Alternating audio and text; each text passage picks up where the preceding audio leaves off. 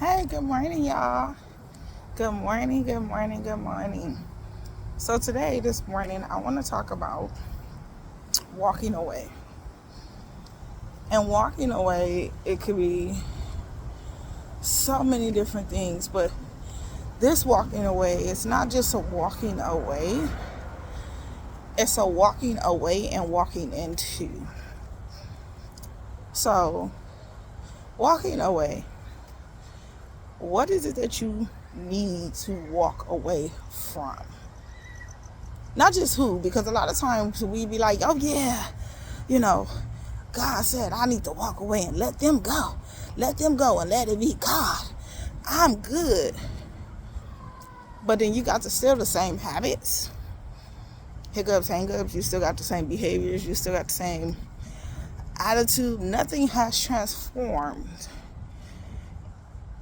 you. Like, you haven't transformed. You have not changed. See, walking away, it's not just walking away from people. It's walking away from the old you. See, when things start looking the same in your life, and it seems like, dang, I went through this last year, or I went through this 5 years ago, because you're stuck in a cycle. But when you become aware of that, and you no longer want to stay in that cycle, you no longer want to be in the same type of relationships, you no longer want to attract the same type of people, you no longer want to do the same things, regardless of what it is. It could be anything. You in your mind try and figure out, how can I walk away from this? How can I change? What does that look like? Some people don't do enough self-evaluations to the depth of their soul to actually know what it is that God is calling them to walk away from.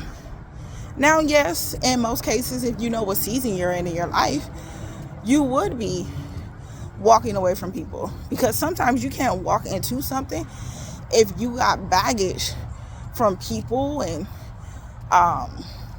things or whatever that you're carrying, that you're supposed to walk away from. Like, you're supposed to let it go. When it comes to relationships, walking away is the hardest thing when you've been in a relationship with a person and invested your time. Because when it's time for you to walk away, you realize that you cannot get your time back that you invested in that relationship that did not become successful as you thought it should be. But if you go back and listen to the settlement videos, you realize, you know what? The reason why it wasn't successful is because I was settling for less. And you finally walked away.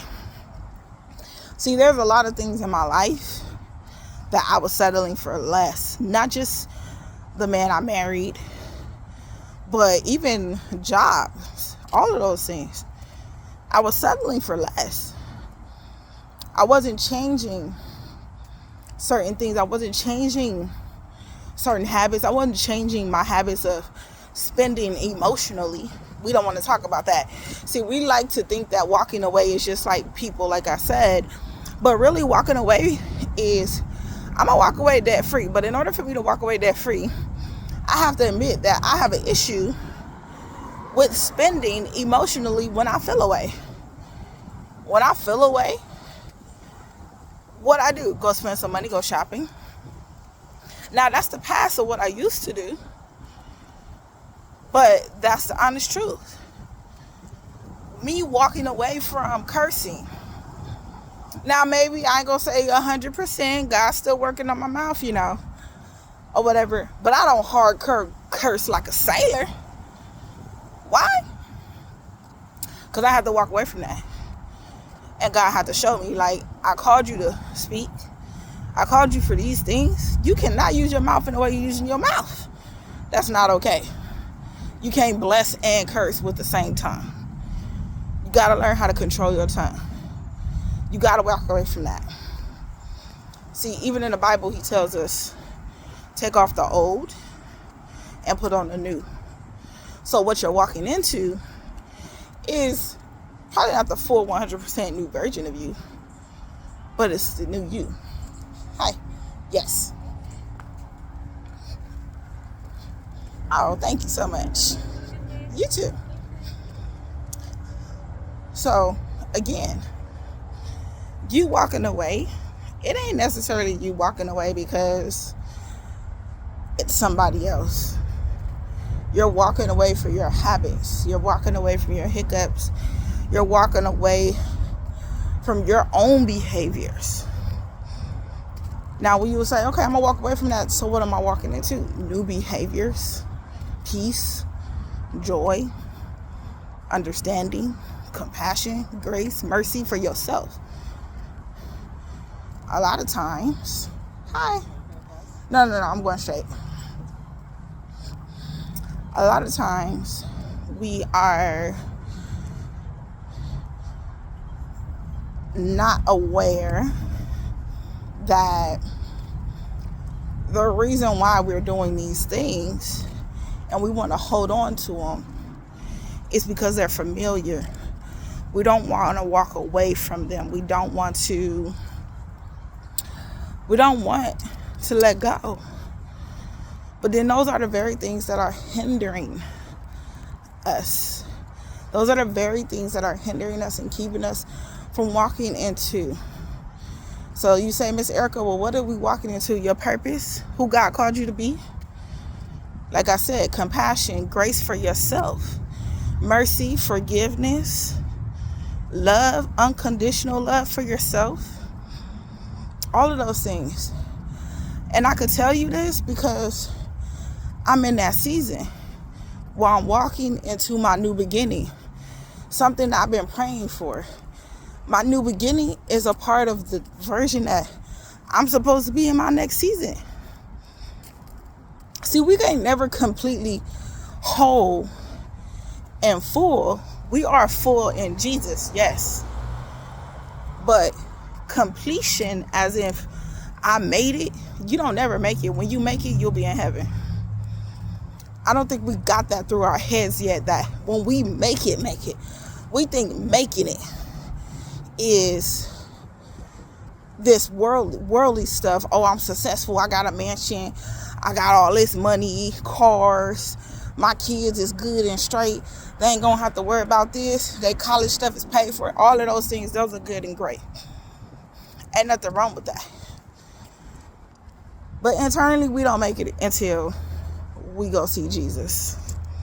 That's when you make it. That's when you make it. But I'm in that season where I'm walking away. And I've walked away before. I made bold statements. My cutoff game is strong, okay? I made real bold statements by walking away and cutting off people. Why? Because I needed to, this really had nothing to do with nobody but me. I needed to actually do something for me with no attachments with nobody else. That was the first step of me walking away. Now, everybody walking away, it ain't gonna be the same. I needed to do that, though. I needed to walk away. And that's how I walked away. And that was the only way that if I wouldn't have walked away the way I walked away, I would have still been caught up in so much. But because I did walk away in the way I did, it made room. It made room for me to be where I'm at right now. To be in the place that I am in right now internally. I'm at peace with a whole lot of stuff that 3 years ago, I wouldn't have been at peace with, baby. I wouldn't have been at peace with.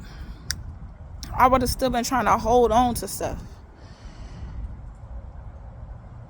But now I'm at peace. That I can walk through this next season, whatever that looks like, at peace.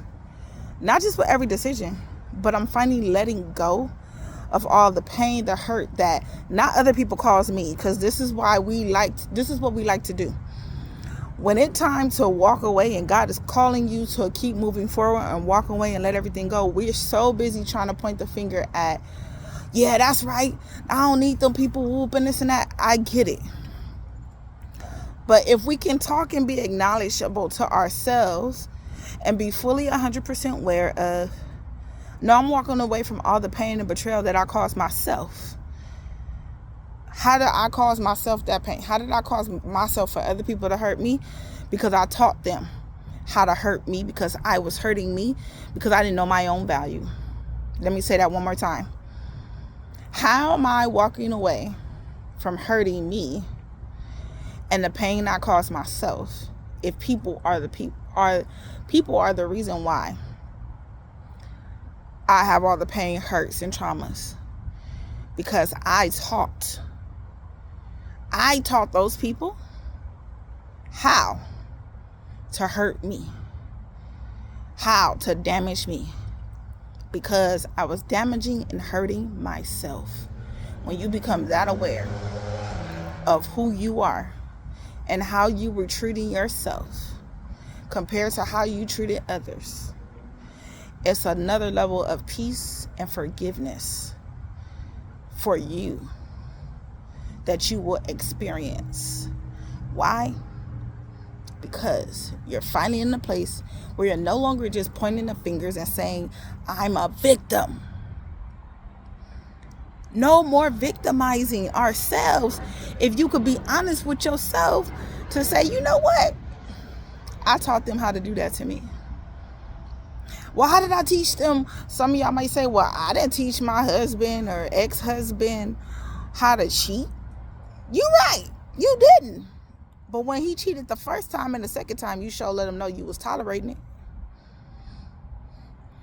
If your husband went even so far as to have you add another person into your relationship, into your bedroom, if you let him do it the first time, guess what? He surely got the message that you will tolerate it. Now, that's a part of boundaries too, but you still set the message up. So when you got hurt and you was crying and everything else, you let him know it was okay. You let her know it was okay. When you were, in a friendship, and that friendship, for whatever reason, that person really hurt you and you still stay friends, y'all never separated to grow or nothing, you let them know it was tolerable. You let them know it was tolerable for them to sit at the table while other people was talking about you and they said nothing. You let them know that it was tolerable and it was okay for them to be in the same room with other people who despised you, and you still standing there because you're going to be that ride or die woman, that ride or die man, or that ride or die friend. Well, I didn't tell my parents to do what they did and abandon me and all of these things. Yes, you did. Now, they abandoned you, depending on when they abandoned you, you didn't teach them that. That was their own wounds that their own parents taught them. And unfortunately, hurt people. But if some things happened to you and you were old enough to say something in the gist of, I don't know, maybe in the gist of just saying no.